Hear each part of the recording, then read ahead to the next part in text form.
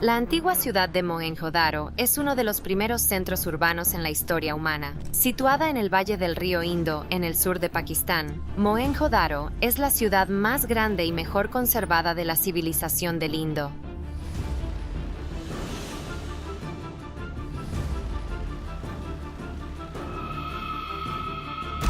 Mira esto. Está yendo más y más profundo. No sabemos cuán profundo está allí. Construyeron ciudades con drenaje subterráneo antes de que Roma existiera, crearon joyas que todavía se usan hoy en día y pueden haber inventado el primer muelle del mundo hace 5000 años. Lo interesante es que aún no sabemos hasta dónde se extiende. A medida que nuestra investigación avance, será posible descubrir hasta dónde llega. Para saber más sobre la escala de tiempo geológico y las capas de roca en Rakhigarhi, los arqueólogos han excavado una trinchera de índice. La civilización del Valle del Indo no solo era avanzada, era increíblemente adelantada a su tiempo. Desde altares de fuego olvidados en el desierto hasta rutas comerciales que se extendían hacia el mar Arábigo, sus secretos solo ahora están resurgiendo. La primera temporada de excavaciones de este año comenzó el 24 de febrero y termina ahora que el calor se vuelve insoportable. Los hallazgos incluyen sitios de enterramiento Harappan y un asentamiento con una pared de ladrillo quemado. Y espera hasta ver lo que los arqueólogos encontraron sellado en un almacén de Harappa. No creerás lo que estaba esperando para enviar. El río Serpiente y los maestros desaparecidos del agua. Debajo de Mohenjo-Daro, un enigma de 5000 años se enreda en sus callejones de ladrillo de barro y pozos silenciosos. Y algunos dicen que la respuesta no está enterrada en el suelo, fluye en el río. Mohenjo-Daro significa Montículo de los Muertos. Este sitio arqueológico de 4500 años de antigüedad se encuentra en la provincia de Sindh, en el sur de Pakistán. El Indo, una serpiente brillante nacida en el hielo del Himalaya, deslizándose por las tierras abrasadas de Pakistán, antes alimentando una civilización muy avanzada para su tiempo, luego desapareciendo sin dejar rastro. ¿Por qué aquí? ¿Por qué construir donde las inundaciones podrían tragarse una ciudad entera? Las teorías abundan. No es que temieran al agua, pueden haberla dominado. Algunos creen que aprovecharon el caos del río. Incluso los antiguos textos en sánscrito hacen referencia al Sarasvati, un río de pureza divina. Según el mito, fue a lo largo de sus orillas que Vyasadeva, el sabio detrás del Mahabharata, previó el desmoronamiento de la virtud en el mundo material. Una advertencia silenciosa tal vez de que incluso los imperios más ilustrados nunca están a salvo del silencio. Avanzando rápidamente a la década de 1920, arqueólogos británicos como M.S. Watts y R.D. Banerjee comenzaron a raspar la superficie, y lo que encontraron rompió expectativas. Pensaban que encontrarían una ruina. Lo que descubrieron fue un sistema urbano completo. Mohenjo-Daro no estaba solo. Formaba parte de una extensa red de ciudades antiguas, muchas del tamaño de las metrópolis modernas. No era un asentamiento provincial. Mohenjo-Daro se extendía a lo largo de 1 kilómetro cuadrado, hogar de más de 40.000 personas. Estaba al nivel de las antiguas Tebas, Ur o Babilonia. Fundaron la ciudad más grande de la civilización del Indo, con 40.000 personas y un área de 1 kilómetro cuadrado. Pero ¿dónde estaban los reyes, los monumentos, las historias de guerra grabadas en piedra? En ninguna parte. En su lugar encontraron juguetes tallados, canicas, dados y figuritas de animales. No espadas, no fortalezas. Las ruinas se sentían curiosamente suaves. El arqueólogo Ernest Mackay lo dijo mejor. Es como si hubiéramos encontrado la ciudad de los niños. Pero esto no era un juego de niños. Los primeros arqueólogos pensaron que habían descubierto ciudades de niños. Desenterraron juguetes, dados, silbatos. El diseño de la ciudad era quirúrgico. Las carreteras se encontraban en ángulos rectos precisos. Algunas eran de 9 metros de ancho, más anchas que muchas calles de Karachi hoy en día. Casi todas las casas tenían baño. Pozos salpicaban cada patio. Los baños públicos bordeaban las calles. Esto no era solo saneamiento, era ciencia hidráulica. No temían al agua, la veneraban. Y luego llegó la joya de la corona, el gran baño. Situado en una plataforma de ladrillo elevada, su suelo sellado con capas impermeables, sus desagües elegantemente diseñados. El baño no era solo para bañarse, era sagrado. Algunos lo llaman el primer tanque público de agua de la humanidad. Su disposición misma reflejaba los rituales de purificación védicos que sobreviven en la India hasta el día de hoy. Entre el mito sagrado y la arqueología fría, surge una teoría. Las personas del Indo no solo fueron pioneros urbanos, fueron ingenieros espirituales. No solo vivían con el agua, la adoraban. Y eso, quizás más que cualquier otra cosa, es lo que los distinguió. El código críptico de Dholavira y secretos tallados en piedra. Adéntrate al suroeste en el desierto salado de Gujarat y encontrarás otro gigante dormido bajo 8 metros de polvo, Dholavira, perdido en el tiempo, alguna vez rodeado por agua, ahora varado en llanuras con costras blancas. Pero esta ciudad no reflejaba la grandeza de pirámides o sigurat, susurraba algo mucho más radical. Donde otros construyeron para los dioses, Dholavira construyó para el agua. No solo para beberla, sino para dominarla. Lo que dejó atónitos a los arqueólogos no fue solo la magnitud, sino la obsesión. Enormes reservorios, no templos, dominaron el paisaje. Los arqueólogos están particularmente interesados en las afueras de la ciudad. Los residentes no esperaron a la lluvia, la capturaron, la redirigieron, moldearon la tierra y la piedra hasta que el agua se sometió a su voluntad. Los ingenieros de Dolavira tallaron conductos subterráneos, construyeron pendientes hidráulicas y rodearon su ciudad con 16 inmensos embalses. Algunos podían contener más de 250.000 metros cúbicos de agua. Sus muros de piedra, de 15 metros de altura, fueron cortados con una precisión casi matemática. Los niveles de agua se equilibraban con plomadas. Vigas de cedro del Himalaya reforzaban las estructuras. No construían como supervivientes, sino como científicos. Pero el mayor misterio de Dolavira no estaba en sus piedras, sino bajo tierra. En un rincón tranquilo de las ruinas, una fosa rectangular cortaba a través de la roca sólida. Seguía bajando, más profundo de lo que nadie había esperado. ¿Era un refugio de guerra, un santuario oculto o algo más? Cuando el profesor R.S. Bisht entró, no encontró un desagüe. Se encontraba en el primer ejemplo conocido de arquitectura rupestre de Harappa, una maravilla subterránea que algunos ahora llaman el salto olvidado de la India a la Edad de Piedra. Luego vino un momento que congeló al equipo de excavación en su lugar. En 1999, justo debajo de la puerta norte de Dolavira, algo brillaba bajo capas de tierra, una inscripción. A los pies de la entrada norte, el equipo arqueológico había hecho un descubrimiento. Sus pinceles descubrieron lo que parecía una inscripción. No rayado, no pintado, sino construido. Cada símbolo tenía más de 30 centímetros de altura, incrustado con cuarzo. Ocupaba el tamaño de un cartel moderno. Una placa de bienvenida. ¿Una placa con un nombre real? ¿Una señal de tráfico? Esa última teoría, sí, la primera señal de tráfico del mundo, ha mantenido a los investigadores asombrados durante décadas. Pero el verdadero sueño está enterrado más profundo. Una tableta bilingüe, una que habla tanto en escritura del indo como en cuneiforme mesopotámico. Una verdadera piedra de Rosetta. Hasta ahora, silencio. En todo el mundo del indo han aparecido más de 2000 sellos grabados con búfalos, cebus, cocodrilos y criaturas mitológicas, cada uno acompañado de símbolos. Más de 400 signos distintos se repiten en patrones. Algunos sugieren sílabas, otros insinúan cartas celestiales, pero sin traducción, siguen siendo lo que son. El libro no leído más antiguo que la humanidad ha tenido. Maestros del comercio, fantasmas del mar. Si el agua era el alma de la civilización del Indo, entonces el comercio era su latido, constante, deliberado y de largo alcance. Estas personas no eran solo artesanos, eran estrategas, economistas y pensadores con mentalidad global en un mundo que ni siquiera había inventado las fronteras aún. Desde los sellos finamente tallados que se llevaban como colgantes hasta la casi producción industrial de cerámica en lugares como Harappa, todo habla de un comercio floreciente. Algunos expertos ahora creen que el Indo pudo haber albergado la industria textil más grande del mundo antiguo.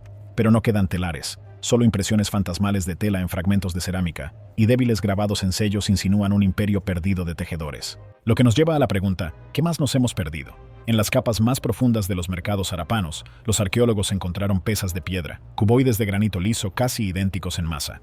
Algunos difieren solo en miligramos. Es posiblemente el sistema conocido más antiguo de medición estandarizada. No solo intercambiaban bienes, estaban exportando confianza, un sistema de comercio tan preciso que podía ser reconocido en todas las ciudades, en todas las culturas. Pero lo que realmente cambió el juego fueron sus barcos. Las embarcaciones de fondo plano perfectas para deslizarse por el poco profundo Indo todavía navegan por las aguas de Pakistán hoy en día.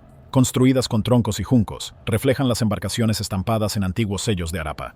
Pero el tipo de situación que vemos aquí, vemos que pensamos que el imperio Harappa no estaba gobernado por una sola persona. Era un imperio económico, era un imperio cultural dentro del cual había varios gobernantes. El parecido es asombroso, tanto que algunos constructores de barcos de hoy en día juran que sus antepasados les pasaron los mismos planos. Con esos barcos, dicen, vinieron las historias, susurros de viajes que fueron mucho más allá de la desembocadura del río hacia mares abiertos iluminados solo por estrellas. ¿Y esos susurros? No eran ficción. En la isla de Nar, cerca de Abu Dhabi, se han encontrado cuentas de cornalina y cerámica grabada, artículos inconfundiblemente Harappan. La datación por radiocarbono lo sitúa alrededor del año 2300 a.C., justo en el apogeo del comercio del Indo. En Bahrein, los túmulos funerarios están repletos de bienes del Indo. Esto no era solo comercio, era presencia, asentamientos, intercambio cultural a un nivel que la mayoría consideraba imposible para la época.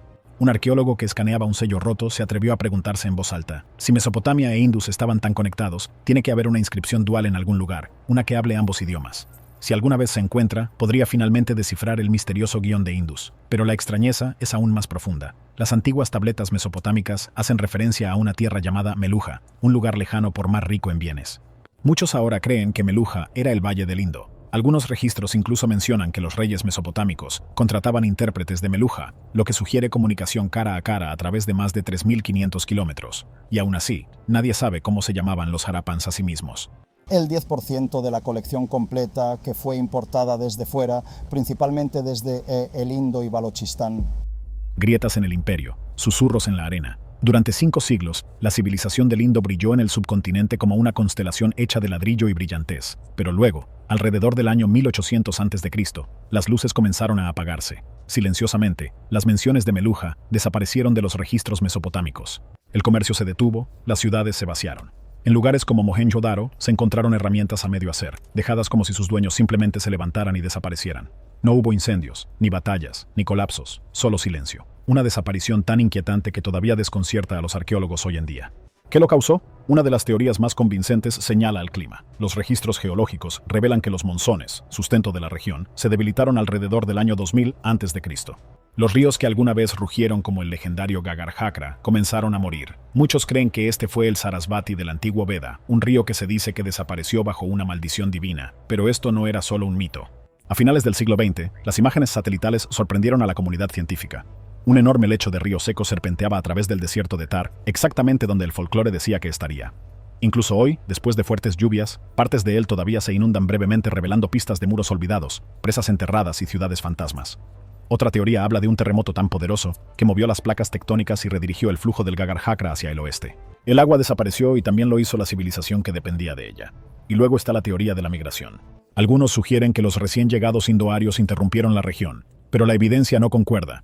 No hay edificios quemados, ni esqueletos apilados en esquinas, ni rastro de conquista. Si llegaron extranjeros, encontraron una tierra ya desvanecida. Pero quizá la idea más radical de todas, las ciudades del Indo no colapsaron, se transformaron. No había emperadores, ni escritura unificada, ni capital. Eran ciudades-estado, conectadas por comercio e ideas, no por tronos. Cuando los ríos se secaron, la red se rompió. Pero en lugar de desmoronarse, se fragmentaron, adaptándose, moviéndose, evolucionando.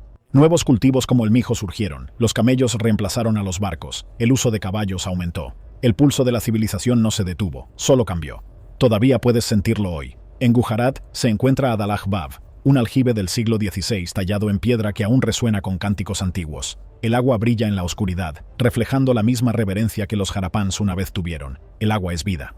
El agua es ritual. El agua es memoria. Un arqueólogo lo expresó mejor. Cuando estoy en ese pozo, veo rostros del Indo en el agua. Mismos gestos, misma reverencia, solo vestidos de manera diferente. Esto no fue el final, fue una migración de mentes, creencias y tradiciones sagradas que todavía fluyen silenciosamente bajo la superficie. El sabor del Indo.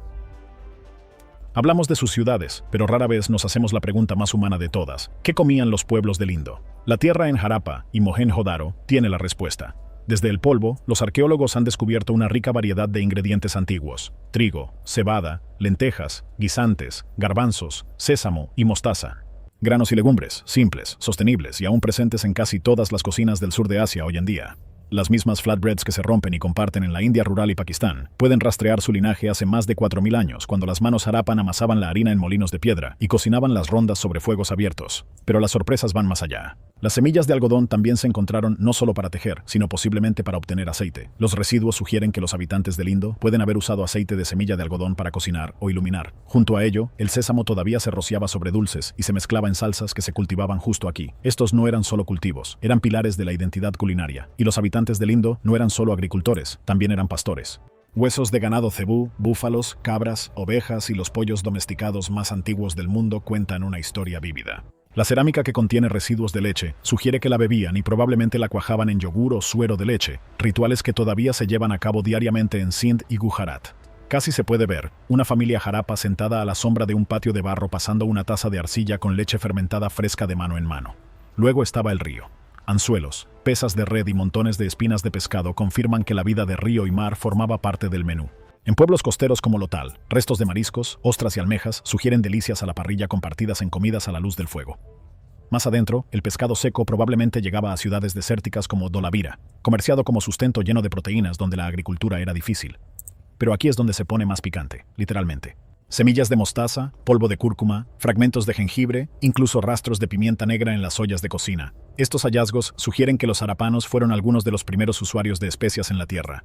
Imagina un guiso de lentejas burbujeante, aromático, dorado y salpicado de mostaza molida, servido junto a un pan plano cálido y granulado. No es solo una suposición, es el antiguo ancestro de las comidas que todavía se devoran en todo el subcontinente hoy en día. Y sí, incluso el alcohol puede haber hecho una aparición.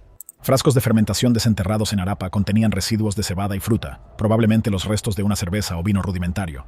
Estas bebidas podrían haber fluido durante ceremonias o reuniones, vertidas en tazas de terracota y pasadas alrededor del fuego en escenas que se sienten extrañamente familiares hasta el día de hoy. La comida para el pueblo del Indo nunca fue solo supervivencia.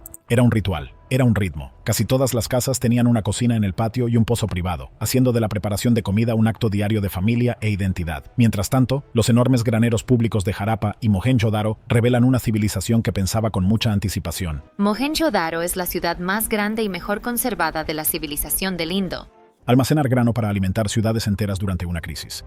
Y al igual que las comidas de hoy tienen peso espiritual, también lo tenían las suyas. Las figurillas sosteniendo cuencos pueden haber representado ofrendas a lo divino. Los hoyos rituales llenos de huesos de animales sugieren banquetes ceremoniales. La comida no era solo alimento, era sacrificio, celebración, conexión. Las ciudades pueden ser ruinas ahora, sus nombres erosionados por el tiempo. Pero los sabores, los hábitos, el hambre sagrada de sabor y significado, esa parte del Indo nunca ha desaparecido. Ciudades perdidas más allá del río. La civilización del Indo no era solo un grupo de ciudades, era una constelación, con sus luces dispersas por 1.000.000 de kilómetros cuadrados.